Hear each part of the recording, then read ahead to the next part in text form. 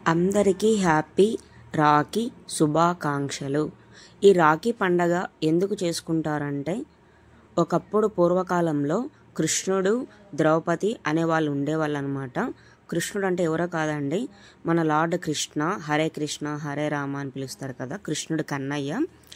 ఏమిటంటే స్టోరీ, ద్రౌపదికి వస్త్రాభరణం జరిగినప్పుడు కృష్ణుడు వచ్చి కాపాడాడు కదా, అందువలన ద్రౌపదీదేవి కృష్ణుడికి రాఖీ కడుతుంది. అలాగే కృష్ణుడికి చెయ్యి కట్ అవుతుంది అనమాట. అంటే ఒక ఫింగర్ అనేది కట్ అయ్యి బ్లడ్ అయితే వస్తుంది.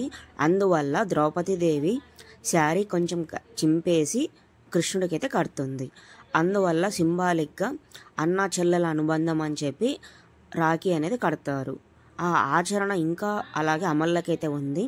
అలాగే చాలామంది అన్నా చెల్లెలు కూడా ఇలాగే రాఖీ కట్టి పండగ అనేది చేసుకుంటూ ఉంటారు. రాఖీ పండగ అన్నా చెల్లెల అనుబంధం అన్నమాట. ఇది కృష్ణుడే కాదు, ద్రౌపది కాదు, ఇలా చాలామంది అన్నా చెల్లెల రూపంలో ఇలా అయితే రాఖీ పండగ అయితే జరుపుకుంటూ ఉంటారు. అందరికీ రాఖీ శుభాకాంక్షలు. హ్యాపీ రాఖీ.